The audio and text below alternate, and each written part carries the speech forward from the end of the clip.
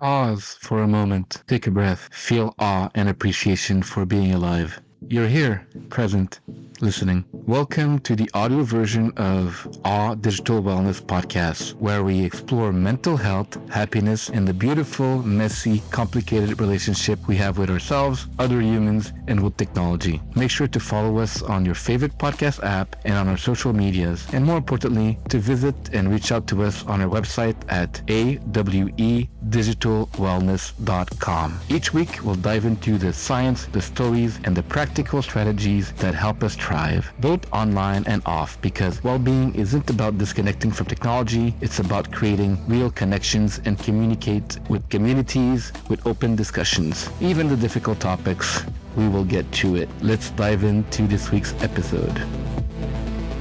Good morning, good afternoon, good evening, wherever you are in the world. Welcome back to another week of the AWE Digital Wellness Podcast. I'm your host, Mark Ritter, and my colleague, Christian Dominique, who usually joins, will be joining in a few moments from now, but we're from wherever in the world you're watching. Thank you so much for taking time out of your day to join us today. Today, we're asking a question that feels almost impossible in 2026. And that question is, what happens when you actually stop chasing the noise? The theme for today is to define a life that actually listens. And so that's about intuition, logic, reasoning, and trying to understand the signal in the noise. So part of the problem with forming an intuition or a gut feeling nowadays is that algorithms are designed to predict us, but they don't know us intrinsically. So they drown out our intuition. A lot of intuition comes from experiential knowledge. There's a example in a book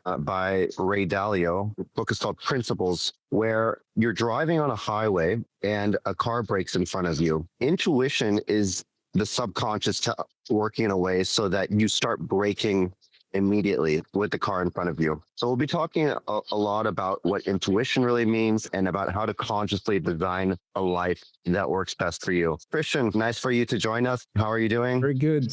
Hope the listeners are listening. Sorry for technical difficulty. We talk a lot about tech. All good. Sometimes we love it. Sometimes it's difficult. Right? I was introducing the theme, the noise and start consciously designing a life that is best suited for us, right? And a lot of the reason that it's become so difficult to consciously design a life is that we're almost drowned by the noise of what algorithms send our way, the amount of information we're bombarded with on a daily basis. I've used this analogy a lot of times on this podcast, but Adam Ghazali with the Distracted Minds was the first to propose the model that the brain adapted in a way similar to how our hunter-gatherer ancestors would forage for food. The brain adapted in an information scarce environment.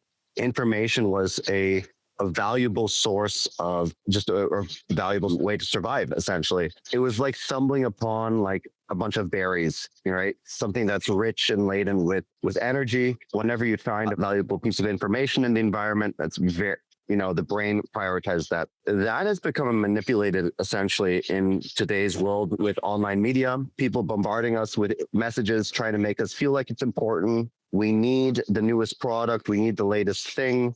We need it in order to either, keep up with the Joneses or just feel like we are worth something at all. And it's harder to really distinguish what our intuition, what our gut feeling is telling us in this age of technological chaos that's really going on online. So I'm really looking forward to having this conversation with you, Christian, today. I think it's a super relevant one for many people. Why don't you just share some thoughts on the subject? I also like the word design, right? So we're not talking about intelligent design or creationism, just like how can we design something purposefully, right? Design as a purpose. Actually, we're talking to some new podcast guests. One is a designer of schools. We're helping schools design better learning environment, more attention, things that we're talking about. I think that the important, aspect of this discussion is also like planning. Or extremely important element of this discussion, intentionality becomes so difficult for many people today, the aspect of it. Because we've been pulled in so many directions. They have a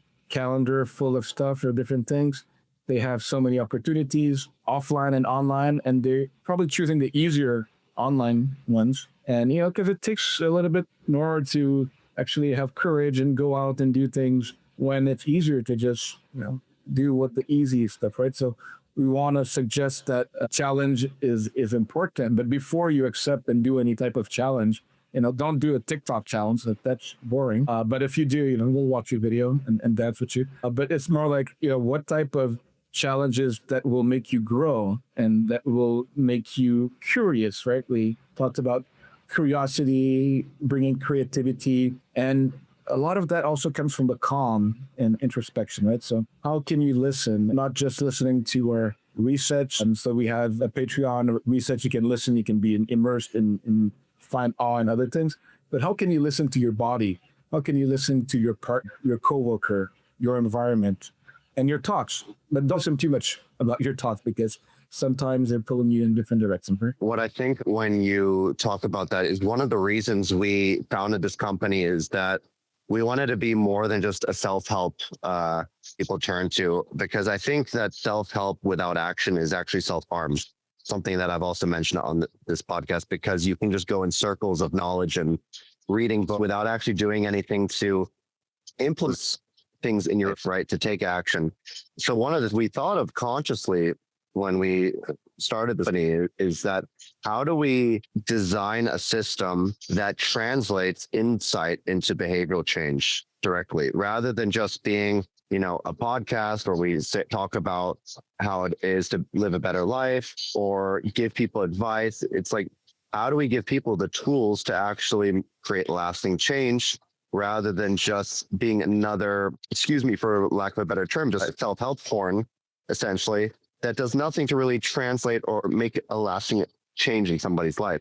Because you can hear things or read things, but are you implementing it, right? So we're here discussing, again, we're live on many platforms on our Friday podcast. We will have some more guests this month. Stay tuned. But today we're actually, talking about this subject to give tools, not just, having a conversation. It is live, so if you're at any platform, you can ask questions. But we do have, I don't think I told you, but we have a special guest today who is called Lumi. It's our AI, right? So I did some research like you, but I was a little bit lazy. No, it's not true.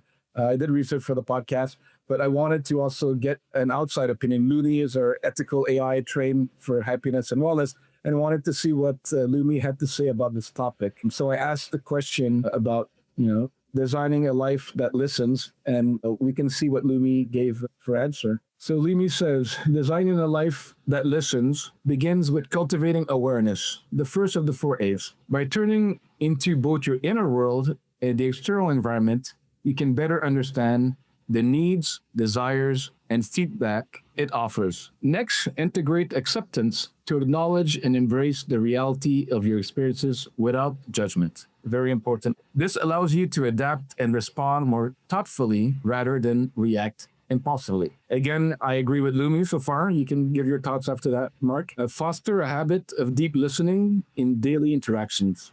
Be present, maintain eye contact, and resist the urge to formulate a response while the other person is speaking. This practice of presence, one of the 8 P's, enriches connection and teaches empathy. I would add compassion as well. Lastly, embrace curiosity from the 7 C's to remain open to new perspective and ideas. Curiosity fuels continuous learning and growth, enabling you to design a life that not only listens, but evolves based on what it hears. So what do you think about Lumi's response? That's a beautiful response. And what is Lumi?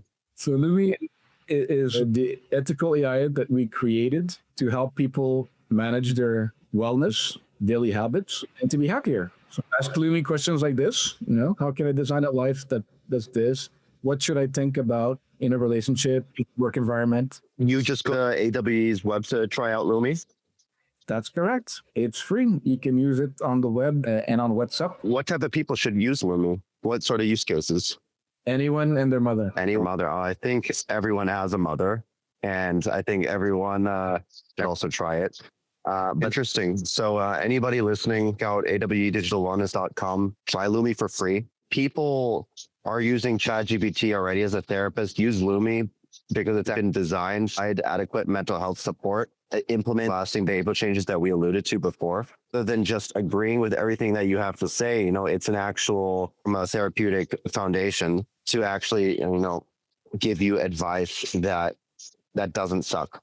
And it's not a therapist, it is a coach, but it does pretty good answer. I think we both agree on that answer, right? And we've been, of course, testing it and validating its answers and making sure we had a 97% security rating, and it will tell you to talk to a human as much as possible if you need to. But if you can't talk to me, Mark, or your best friend, because they're ghosting you, talk to me in the meantime. And reach out to us as well. We're real humans. But we created this to help journalists, right? Whether it's a relationship difficulty or general life advice or existential worries or anything you're dealing with, motivational issues, try out Lumi. Support you.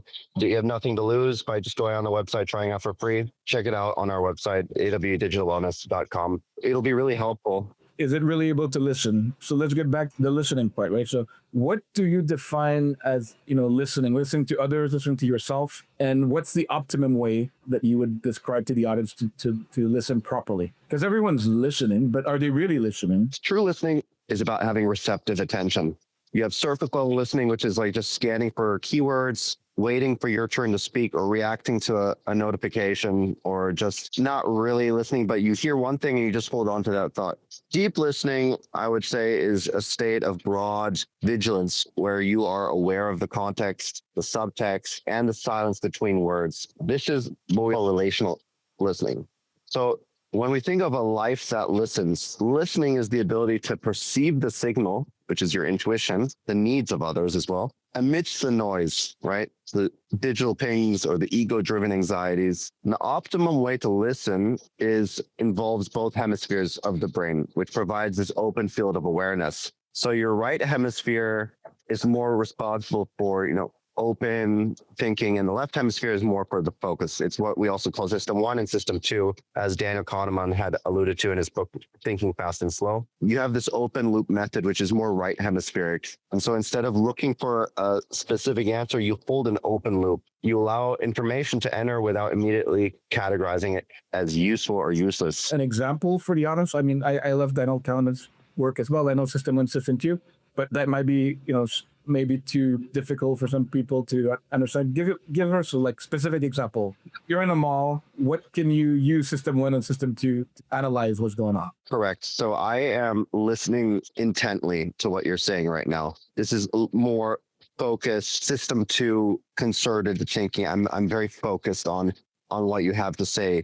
System 1 is more immediate. Think of if somebody were to walk by, I'm at a cafe right now in the mall, and some waiter walks by and the glasses fall off the platter and it crashes. And I immediately turn to look at it. It's very fast, reactionary, impulsive sort of thinking, which is it's less prefrontal cortex and more so amygdala, reactionary response, right? Ambulance drives by and the loud noise immediately catches your attention. That's more system 1. System 2, again, is more concerted, effortful thinking, which does cost more cognitive resources, right? That's why we can be very tired at the end of the day after having worked, been in 500 Zoom meetings, and we can't we just don't have the resources anymore because we've used system 2 all day long. And again, we want to know that there's a reason why we have those two systems, right? They're both important at different times. If you're only in system 2 and you're only focused, you might miss that things are going on, right? And we need, there's another concept linked to that, which is kind of the exploration and exploitation, right? So when you're in system 1, you're more exploring, you're open, and that's good as well. You need to be flexible, be maybe creative, be inspired. But sometimes we need to be on system 2 to be, exploiting us, not in a bad way, like a exploitation, but it's exploiting this moment, this, going deeper and finding that deep work, that deep thinking.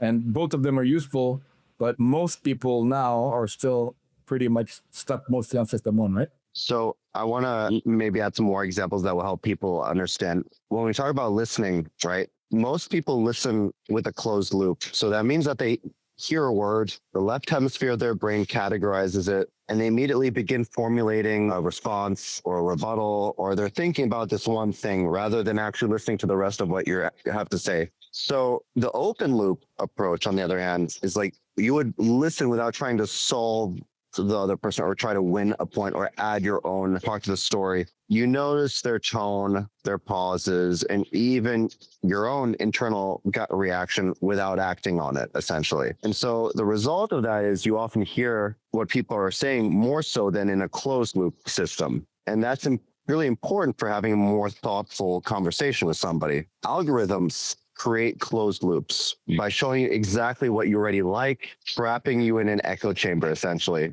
It's more profitable to show you content, messages, advertisements that confirm your pre-existing beliefs already. The result is essentially a lower level of intuition that you intentionally, if you took an open loop approach, for example, you would intentionally consume information that has nothing to do with your brand, your interests, or your niche. For example, you guys, like anybody listening to this, can read a book on a random topic or listen to a podcast from a complete different political opinion. Let's say that you are more left-wing liberal and you listen to a right-wing podcast, right? You do something that just totally contradicts your pre-existing beliefs. It will cost you literally more mental resources to do that because it has a more jagged friction consumption of information in your mind. Well, we have bias. Another way to think about your example is if you're doing something that is going to cause you to have to switch perspective, then it's going to cost you more, right? It's going to cost you more. So it's kind of a cognitive load. You have to think more because you're not used to the situation, right? And one way to practice that and to practice resilience is actually, one of the APs, Lumi knows, and that we know one of the APs is playfulness and play, right? So one of the best ways to play is to role play. And it can be, in many ways. It can be like comedy, it can be other ways. Any activities, it doesn't have to be full role play or acting. It can be like just being in a position that puts you in a different way. So you have to think and act in a different way. So you're getting your brain used to like switching perspectives and then you're also building that compassion and empathy, being able to see other people's perspective and listening with a more open and comprehensive mind, right? And I think it does, for people to switch into what you're describing, it would take, from the default mode of closed loop, it would take internal resources, which is why I think a lot of people resist it in the first place. If we take a step back for a moment, The Master and His Emissary. So this is a book, Ian McGilchrist, a pretty well-known book. And so he's a psychiatrist and a neuroscientist. I really look forward to hear about it because I read a lot of books. I have the book. Oh my God, he's got it. He's got it as well. Okay, so it's still not annotated with all my. Let me tell you, this is more for the audience rather than you. Basically, Dr. McGilchrist describes how the two hemispheres of the brain attention to the world in fundamentally different ways. So you have the left hemisphere, which is what he calls the emissary. The emissary is like the servant in like British English, just on narrow, task-oriented attention, the brain that helps us grasp things, literally and metaphorically context. If you're driving a car, this part of the brain is focused on the mechanics of driving, the destination, and the specific distance to the car ahead of you, right? The right hemisphere, which is the master, is focused on broad, vigilant, and holistic attention, looking out for the unexpected. That's more system one. Chris uses an example to show that while the left brain is busy doing the driving, it is the right hemisphere that provides and that's required to detect a sudden change in the environment, like a car braking in front of you. It picks up the anomaly first and signals the need for the action before the left brain's focus processing even realizes there's a problem. So you talk about the more subconscious parts of the brain, that's the right brain. You have subconscious intuition versus conscious logic. Core argument, however, is that modern Western society has become a slave to the emissary, so the left brain. And that prioritizes narrow efficiency and data over the master, which is the right brain, which provides meaning, context, and the big picture awareness of reality. Digital devices, the way that we use them today, force us into a left hemisphere mode, which is very narrow, fragmented, task-based attention. And they make us lose our right hemisphere ability to listen to the world's broader context and our own intuition. And even when we want to listen to our own intuition, we have what I've seen in a lot of clients that I treat that have become just less trusting of their own intuition. They don't know if it's right. They're less trusting in themselves, which makes them more susceptible to outside influence. So what do you have to say about that? Yeah, thanks for explaining that to the audience and to me. I think you gave some very, very good points, which I agree.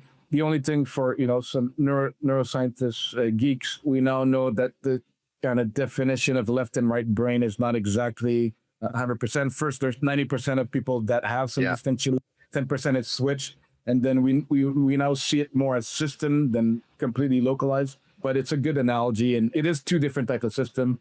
And they are slightly localized in that way. In terms of the consequence, which is more important than the geeky neuroscience, the consequences are real. We are more and more seeing things in a narrow, cyclical view, moralized view as well, if we want to think about in those terms. It is becoming more and more difficult to have this broader perspective, even though in theory, we have more information, we have more connection. We could have the broadest perspective in the life. It's easy to travel. I've traveled a lot. Robert, you've traveled as well. It's easy to travel. It's easy to get information. Yet, are we really having a broader perspective in general as a society? We're drowning in information, and it's really interesting to discuss what the consequences of that are on our own intuition and reasoning, essentially.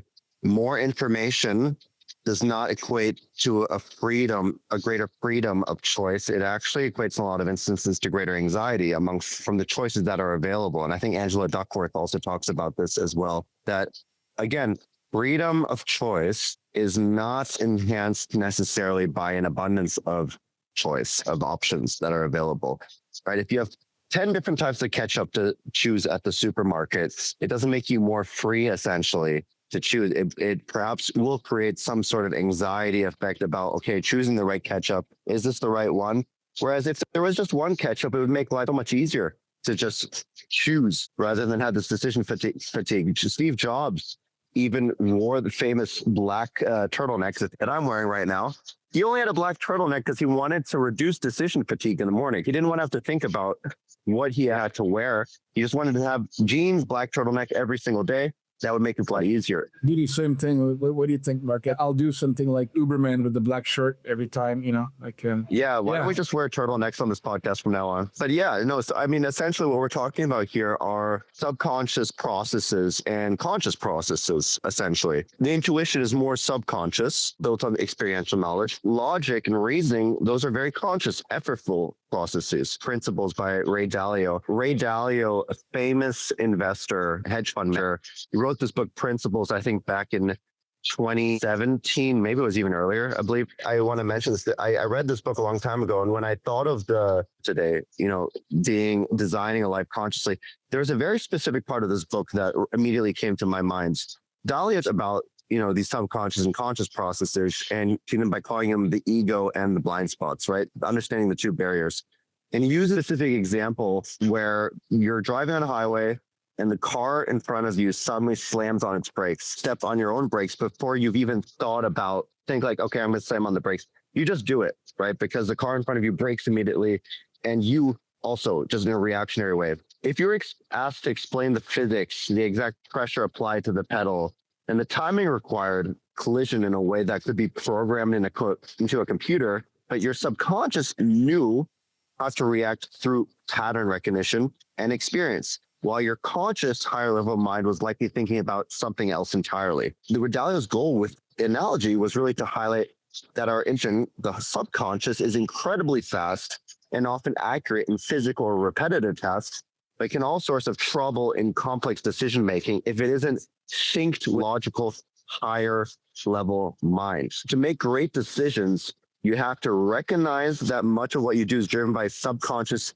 animal instincts, those intuitions, using logic to ensure they aren't just emotional reactions like fight or flight. And 3, train your subconscious by creating principles, title of the book, that eventually your good logical decisions become as automatic as stepping on the brakes on the highway. Thanks for that. That's very insightful. And, when we talk about logic, I was just, studying episteme. So the difference between Descartes' rationalism and, more of the Bacon's view. So are we looking at the world logically through our mind or to philosophy or through experiment and science, right? The thing is that those things presuppose that there is a truth to be found, which is kind of probably not, because it's more dynamic than that. And also it presupposes that the human brain or being is capable of logic, which perhaps it is. But there's also another great book by Pinker talking about rationality. And, we have overextended our kindness to ourselves, that thinking that we're rational beings. We are more rational than other beings. We're still mostly not rational, still acting on it conscious, still using limbic system, reactive modes, amygdala, just to be aware of that. Well, when we talk about the first part is awareness. How can we increase our awareness? One of them is by listening. Right? How can you listen to your thoughts, listen to your body, and then say, "Is okay? Well, I'm thinking I'm being logical about this. Am I? What limiting beliefs that I still have? What cognitive biases do I still have?" And just the fact that you know that you have them, this awareness allows to listen deeper, to go deeper, to use system 2 and not just system 1. Use the masters and not the emissary. And what were the two things that from Dalio? One was the ego, and can you remind me the second one? One were the blind spots, and the other one was the ego. So these are the two barriers. So the ego and the blind spots. Yeah, so the blind spot include cognitive biases, emotional biases, subconscious decision. And the ego, we know in neuroscience, is created by the default mode network. And it's, people understand the word ego, but it's basically when you say me, myself, and I, or my, this, my, I always correct people when they say, well, my country. I was like, it's not your country. Or did you own it, or do you own anything? The country where you were born in and maybe live in, but it's not my country, right? And then because people say it's my country, then you have war and those that people die. Yeah. So let's think of some practical examples, because people are tuning in from LinkedIn, they're tuning in from YouTube, they're tuning in from whatever platform. Thanks for all the listeners. Yeah, thank you to all the listeners. Practical examples of how this plays out in the digital world. Let's say that you're scrolling on Instagram and you see a content creator. Let's say you see Andrew Tate driving his Bugatti and he's smoking a cigar and he's telling you, you're broke and this is why you're broke and like you have to make more money. And this does something. It tells you, one, that you're broke and that you need to do more. But more than that, it's trying to get you to take an action, which is perhaps buy his course, enter his program, which is the desired outcome of the message. But what that also does to people is corrupts their own internal framework, their intuition framework. Well, I'm not going to judge Andrew Tate as a person or whatnot. I'm just saying, as this example, there's also one thing, right? There may be like selling products, but there's also probably the person giving the message also has an issue with what we talked about, the ego. So what was that person wanted to be on the cigar and got in the first place? Well, because society is telling them, and I don't want to get too philosophical here, but from the messages that are being amplified online, they're told that to live a good life is to drive a Bugatti and to smoke a cigar. The economy is predicated on people who are unhappy with their lives. That's why we can sell them things to make them happier. Well, we are trying to make people happier and we don't want people miserable. But yeah, I guess that's not the incentive that the capitalist game is playing in terms of keeping you mildly unsatisfied so that you always want more, instead of showing you how to be truly sustainably happy and have quasi-permanent peace, regardless of the situation. 100%. So I think whether it's Andrew Tate or another, like a lot of people, for example, will scroll on LinkedIn, they'll see a post that says like, oh, I had this experience totally unrelated to work. I proposed to my wife. I had a car accident, whatever. This is what it taught me about business. LinkedIn is becoming the funniest place for this. Like this 18-year-old hustle entrepreneur is like, oh, I had a 10-hour flight. All the other people were relaxing, watching movies while I was hustling and working. It's like, bro, like it's so obvious what you're doing. Like you're so desperate to be seen like you're hustling hard. But what it also does is like, hey, you should be doing this all the time as well, right? Look how hard I'm working. And then LinkedIn is like, it's a perversion of that hustle culture. There's much worse platforms than that. Maybe it's your feed, Mark. What's going on with your feed? I'm seeing all the hustlers on LinkedIn right now. Bro, I get the happy place. Algorithm got you.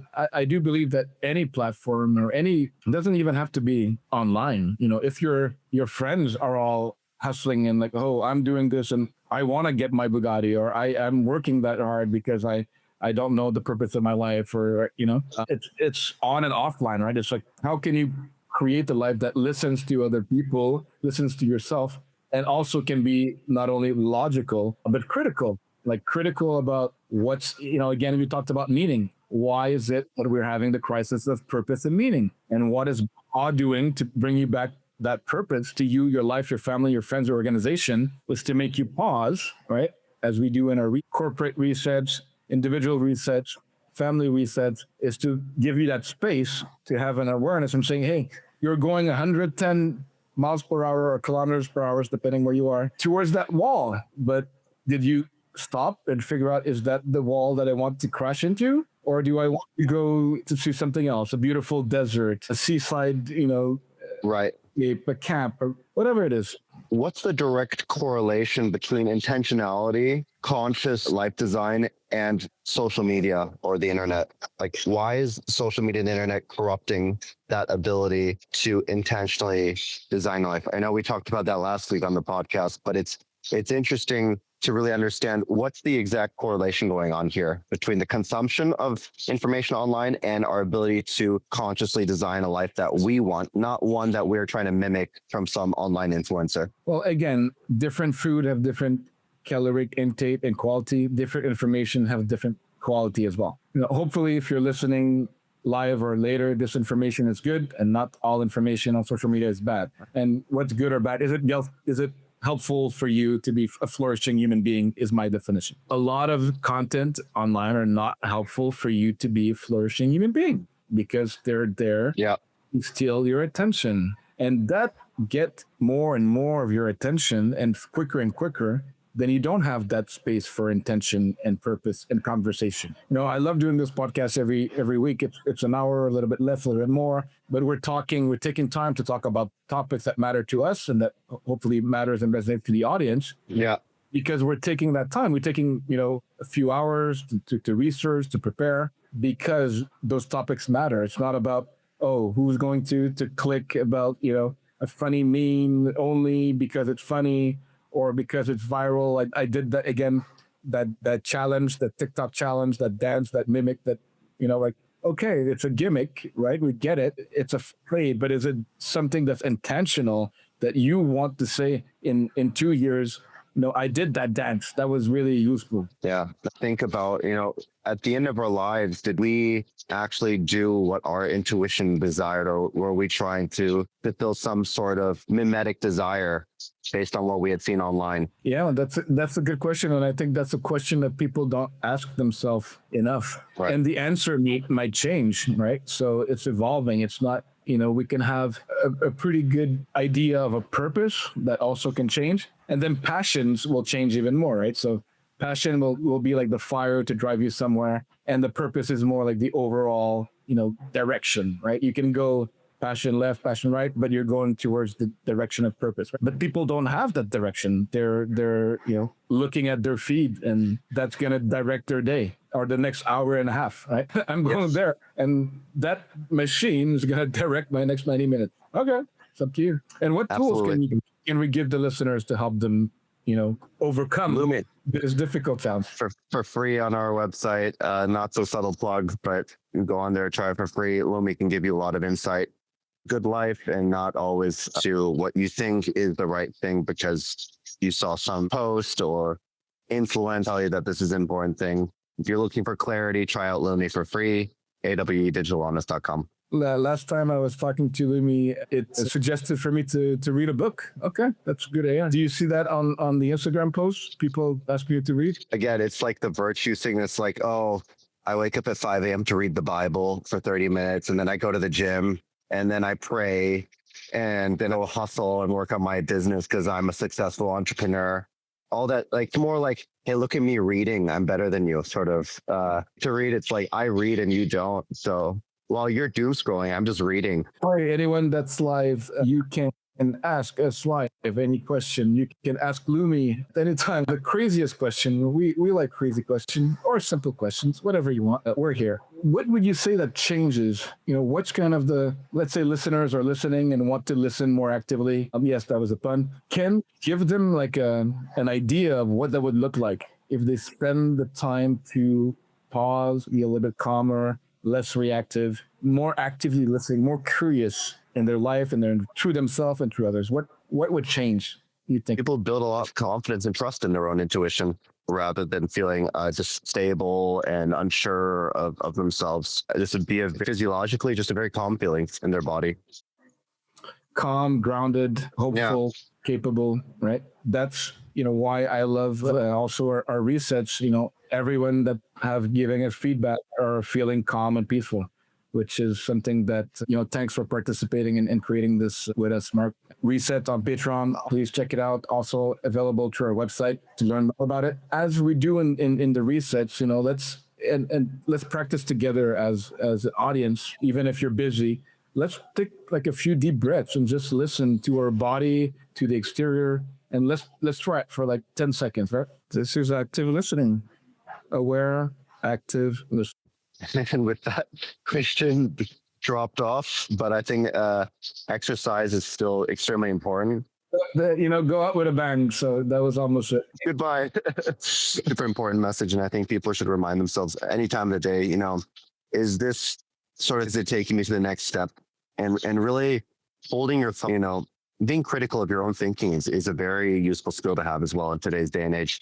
Thanks, Mark. And, accepting others without judgment, right? Other suggestions, sometimes you can see it as criticism, right? But, people have their own perspective, their own idea and reality, right? So if you meet that comment with compassion and care and you listen with curiosity, I'm sure you're going to be a bit less agitated, less angry, less reactive, and you'll have a better outcome for both of the people involved, right? Other things for active listening, tricks, especially in relationships. So that could be love relationship, family. We help parents and children. A lot of teenagers and parents are not having good active listening skills. A lot of couples and also some coworkers, right? We help organizations as well. So a few things that I can add to the discussion about active listening. First, we talked about taking the time, being concentrated on what the person is saying, not only the words, but the nonverbal cues, right? The tone, the speed, if they're there, their body language, and perhaps make sure that they understand that you're listening. You can give cues that you're nodding, that you're listening. You can say a word that they repeat back. You don't have to laugh at their jokes if they're not good, right? I know my jokes are not that good, but just be there, right? And then when you get a little bit more good at active listening, what's very good to do is to kind of, especially the important point, you can say, oh, that point's important. And then next level is to make sure I understood, I'm going to repeat to you what you said, the most important part, and rephrase it and say it in my own word and say, is that what you were saying, Mark? Right? And this is kind of active listening and then showing to the listening and then creating this kind of better dialogue with two people. And then you can do that with yourself. You can say, did I really understand what I'm thinking about, Christian? No, you don't do that. But as a therapist, it's like one of the most essential skills to have is that when somebody talks to you, you have to repeat what they said in your words and ask them if that's correct. And they will oftentimes correct you and say like, yeah, missed out a few parts. Also, it's very important in sales. If you work in sales, you have to be a very active listener and understand what the client is telling to you or what the prospect is saying and repeat that back to them. And the likelihood that they will buy is predicated upon often how listened to they feel in that whole interaction. Great thoughts for all types of people. I think that we've covered a lot of topics. Any other resources, research, or ideas that you have to share? One other study, but it just kind of confirmed it's very similar to what we've spoken about before, more about intuition, insight, and the right hemisphere. McGilchrist was saying, but it is from 2010. Maybe it's a little dated, but it is talking about where that idea of the gut feeling really comes from. Different hemispheres of the brain, emerging ability to have this intuition and to think rationally. But all it really comes down to is left in system 1, system 2 sort of thinking. Well, what I, gut feelings, yes, there's more updates since 2010, but what I really like about this abstract is the part that says associated with movement beyond existing paradigms, right? So that's the hard part. That's the system 2. And guess what? Awe, the emotion, the feeling of awe that we try to create in our research and in our lives helps you move beyond those existing paradigms. So bring more awe in your life and you will go further. My last notes, I guess, for today, if people are feeling confused, if they're lacking clarity about their lives, there's a few things to do about which decision you make. One, if you are lacking clarity and somebody promises clarity to you, just sort of critically if there's a YouTube example saying like how to gain absolute clarity in your life, just keep in mind that you're adding information consumption processes of your brain, which is going to keep you perhaps in a loop of seeking more and more information, which is likely to give you clarity. Because a lot of clarity and certainty actually comes from taking actions, like tangible actions in your life, not thinking necessarily, or not trying to get more information. It's reading a book and going out of the world and testing the theory that you learned from the book, rather than just reading the book in isolation and be like, oh, very interesting theory, and not doing anything about it. Rather see people read one book a year and actually try the stuff out from that book if it's a self-help book, rather than virtue signaling, saying, look, I read 300 books this year. And it's like, okay, well, what did you actually implement in your life from it? So try just reading one book and really living out that advice that's written in that book. Do that. Two, the second thing, 2026, there's a lot of AI models out there. Can be good, a lot of them not so good. So subtle plug, but we designed an AI model called Lumi for the intention of actually acting as a coach for people who perhaps they have the knowledge, but there's a gap between knowledge and implementation. And they're looking for that extra push, the extra mile to get them across. So go website, try Lumi for free. It's on there. Take advantage of it if you can. If it serves your purpose, if it, just let us know. We're here to improve. We've tested it with almost 200 users now. Everyone's loving it. I'm using it. It's gonna maybe appear sometimes in our podcast now, if it's still relevant. It's not like pulled out of the sky. Like, no, a lot of work went into building it. We used actual therapy transcripts, like real sessions with real therapists, with real people, to actually build a model, not something that we just like felt like, oh, here's another like AI model. It's just no, it's like real life problems and solutions that people deal with. A lot of times when we are depressed or distressed, we have a tendency to think ourselves, we're so unique with this problem. But actually there's 8 billion people on this planet. It's very likely that what you're experiencing is not so unique. It's been felt by somebody else. The good thing about that is that you're not alone. And the second good thing is that, like, if somebody else has dealt with it and perhaps found a solution, maybe you can rely on, like, hey, what did they do to get out of that situation? That's very similar to mine.